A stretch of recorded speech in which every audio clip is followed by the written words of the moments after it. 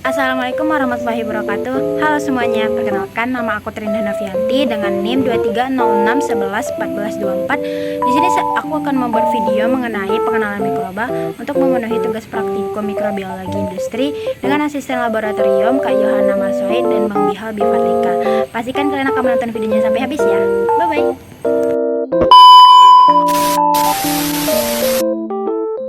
Baik, kali ini saya akan membahas mengenai pengenalan mikroba. Mikroorganisme adalah organisme mikroskopis yang ukurannya sangat kecil sehingga tidak bisa dilihat dengan mata telanjang, tetapi hanya dapat diamati dengan bantuan mikroskop. Mikroorganisme mencakup berbagai bentuk kehidupan, baik uniseluler atau bersel satu maupun multiseluler atau bersel banyak, yang dapat hidup di berbagai lingkungan. Mikroorganisme mencakup kelompok seperti bakteri, archaea, virus, fungi atau jamur, ragi atau kamir, protozoa, dan alga. Gambar di samping bisa dilihat sebagaimana bentuk fisik dari bakteri, archaea, virus, fungi atau jamur, ragi atau kamir, protozoa, dan alga. Selanjutnya ada ciri-ciri umum mikroorganisme. Yang pertama, umumnya uniseluler atau sel tunggal, namun ada beberapa yang multiseluler. Yang kedua, hidup di berbagai lingkungan seperti air, tanah, dan di dalam organisme hidup lainnya. Dan yang ketiga, memiliki peran penting dalam ekosistem seperti dekomposisi bahan organik dan siklus nutrisi. Nah, selanjutnya kita akan masuk kepada klasifikasi mikroorganisme. Mikroorganisme diklasifikasikan berdasarkan bentuk, struktur sel, dan cara hidupnya. Klasifikasi mikroorganisme didasarkan pada karakteristik biologis mereka, seperti struktur sel, metode reproduksi, dan cara memperoleh nutrisi.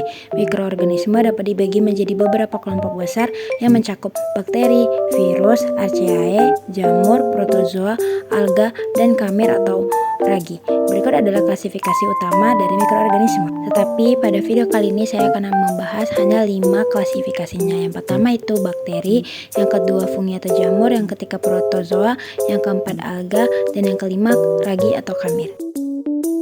Yang pertama itu ada bakteri. Bakteri adalah organisme uniseluler atau bersel satu yang termasuk dalam kelompok prokariota, yaitu organisme yang tidak memiliki inti sel yang terbungkus membran. Bakteri adalah salah satu mikroorganisme paling luas penyebarannya di bumi. Nah, habitat bakteri itu ditemukan di hampir semua tempat di bumi, termasuk di tanah, air, udara, serta di dalam tubuh makhluk hidup. Selanjutnya itu ciri-ciri umum dan peran serta contoh dari bakteri. Yang pertama, tidak memiliki inti sel yang terdefinisi atau inti sel tidak dibungkus membran. Ukurannya sangat kecil, berkisar antara 0,5 hingga 5 mikrometer. Memiliki dinding sel yang terbuat dari peptidoglikan yang memberikan bentuk dan melindungi sel dari tekanan osmosis. Nah, bakteri itu berbentuk bulat atau kokus, batang atau basil, spiral atau spiril, dan yang terakhir koma atau vibrio. Nah, berkembang biak secara aseksual melalui pembelahan biner. Peran dan contoh bakteri. Yang pertama, bakteri yang menguntungkan. Beberapa bakteri membantu dalam siklus nitrogen, misalnya rhizobium. Proses fermentasi seperti lactobacillus yang digunakan dalam pembuatan yogurt, atau produksi antibiotik seperti Streptomyces. Dan yang terakhir, bakteri patogen atau bakteri yang menjadi penyebab penyakit pada manusia, hewan, dan tanaman. Contohnya seperti Mycobacterium tuberculosis, penyebab penyakit TBC, dan Staphylococcus aureus, penyebab infeksi pada kulit. Nah, yang kedua itu fungi atau jamur. Jamur adalah organisme eukariotik yang tergolong dalam kingdom fungi. Mereka bisa bersifat uniseluler maupun multiseluler dan hidup dengan cara menguraikan bahan organik. Fungi berkembang biak secara seksual dan aseksual. Secara seksual melalui peleburan gamet atau spora seksual, dan secara aseksual melalui pembentukan spora aseksual atau fragmentasi hifa. Nah, habitat jamur itu ditemukan di berbagai lingkungan, terutama di tempat yang lembab dan kaya bahan organik seperti tanah, daun yang jatuh, dan kayu yang membusuk. Ada pula ciri-ciri umum dan peran serta contoh dari fungi atau jamur. Yang pertama itu eukariotik atau memiliki inti sel yang jelas. Dinding selnya terbuat dari kitin. Berbeda dengan tanaman yang dinding selnya mengandung selulosa, tidak memiliki klorofil sehingga tidak bisa melakukan fotosintesis. Hidup sebagai saprofit atau menguraikan bahan organik mati atau parasit pada organisme hidup. Terdiri dari benang-benang halus yang disebut hifa, dan kumpulan dari benang halus itu membentuk miselium. Selanjutnya, peran dan contoh jamur. Yang pertama, jamur menguntungkan. Penicillium atau sumber antibiotik penisilin, Aspergillus atau digunakan dalam fermentasi makanan, dan Saccharomyces digunakan dalam pembuatan bir dan roti. Yang kedua, jamur patogen.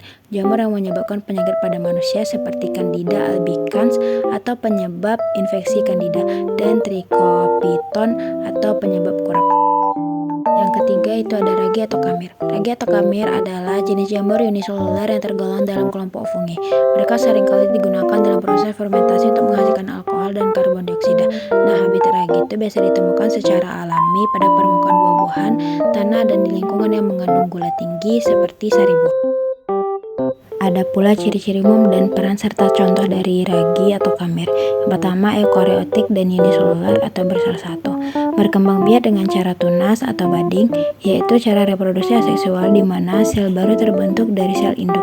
Dan terakhir, beberapa ragi dapat berkembang biak secara seksual melalui pembentukan askospora. Peran dan contoh dari ragi atau kamir. Yang pertama itu fermentasi makanan dan minuman.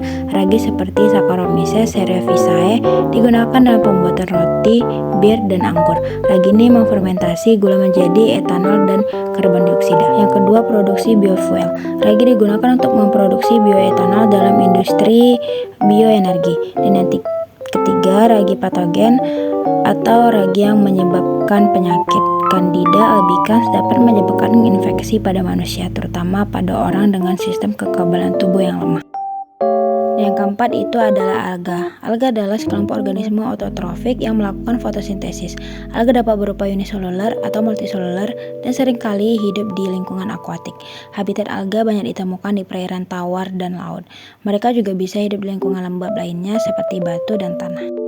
Selanjutnya ada klasifikasi alga berdasarkan pigmen yang dimiliki. Alga dapat dibagi menjadi 3. Yang pertama, alga hijau atau chlorophyta yang memiliki klorofil A dan B. Yang kedua, alga coklat atau Phaeophyta memiliki pigmen fusosatin. Dan yang ketiga ada alga merah atau rhodophyta yang mengandung pigmen physoerythrin. Selanjutnya, ciri-ciri umum dan peran serta contoh dari alga. Yang pertama, alga termasuk eukariotik dan mampu melakukan fotosintesis karena memiliki klorofil. Dapat hidup sebagai organisme uniseluler atau multiseluler seperti ganggang laut. Tidak memiliki struktur kompleks seperti akar, batang, atau daun sejati seperti pada tanaman. Berkembang biak secara seksual dan aseksual melalui pembentukan spora. Selanjutnya, peran dan contoh alga. Alga yang menguntungkan. Alga berperan sebagai produsen primer ekosistem akuatik, menyediakan oksigen melalui fotosintesis. Beberapa alga digunakan sebagai sumber makanan atau bahan suplemen seperti spirulina. Yang kedua, alga patogen. Beberapa alga menghasilkan racun yang dapat menyebabkan fenomena red tide yang berbahaya bagi kehidupan laut dan manusia. Yang terakhir ada protozoa. Protozoa adalah organisme eukariotik uniseluler yang termasuk dalam kelompok protista. Mereka hidup bebas di lingkungan air atau tanah, serta sebagai parasit di dalam tubuh organisme lain. Protozoa berkembang biak secara aseksual melalui pembelahan binar atau multiple, dan seksual. Beberapa protozoa dapat mengalami konjugasi atau pembentukan gamet. Habitat protozoa umumnya hidup di lingkungan berair seperti danau, sungai, kolam, serta tanah lembab. Beberapa hidup di dalam tubuh hewan atau manusia sebagai parasit. Selanjutnya ada ciri-ciri umum dan peran serta contoh dari protozoa. Yang pertama, protozoa termasuk eukariotik dan uniseluler atau bersel satu. Tidak memiliki dinding sel, tetapi beberapa memiliki membran pelindung yang disebut pelikel. Bergerak dengan menggunakan struktur seperti flagella, cilia, atau pseudopodia. Umumnya heterotrof. Mereka mendapatkan makanan dengan menelan organisme lain atau bahan organik kecil. Selanjutnya, peran dan contoh dari protozoa yang menguntungkan, yaitu protozoa berperan dalam siklus nutrisi di lingkungan akuatik dan tanah sebagai pemangsa bakteri atau protozoa patogen, yaitu beberapa protozoa adalah parasit yang menyebabkan penyakit pada manusia seperti Plasmodium atau penyebab malaria, Entamoeba histolytica yaitu penyebab disentri amoeba, dan Trypanosoma atau penyebab penyakit tidur. Selanjutnya, peran mikroorganisme dalam kehidupan. Yang pertama, ekosistem sebagai dekomposer dan produsen. Yang kedua, kesehatan. Sebagian mikroorganisme membantu dalam pencernaan manusia, tetapi ada yang menyebabkan penyakit. Yang ketiga, ada industri. Mikroorganisme digunakan dalam fermentasi, misalnya produksi yogurt, keju, dan alkohol. Dan yang terakhir ada bioteknologi, digunakan dalam rekayasa genetika dan produksi obat-obatan. Nah, itu tadi adalah penjelasan mengenai mikroorganisme dan klasifikasinya. Yang terakhir kita masuk kepada kesimpulan. Mikroba adalah organisme mikroskopis yang memiliki peran penting dalam berbagai aspek kehidupan, mulai dari ekosistem, kesehatan, hingga industri. Mereka termasuk bakteri, jamur, protozoa, ragi, dan alga, yang masing-masing memiliki fungsi yang beragam. Dalam ekosistem, mikroba berperan sebagai dekomposer dan produsen utama. Sementara dalam kesehatan, mereka dapat menjadi agen yang bermanfaat, seperti membantu pencernaan atau patogen yang menyebabkan penyakit. Selain itu, dalam industri dan bioteknologi, mikroba dimanfaatkan untuk produksi makanan, obat-obatan, fermentasi, dan bioremediasi, menjadikan mereka esensial bagi keberlangsungan kehidupan di bumi.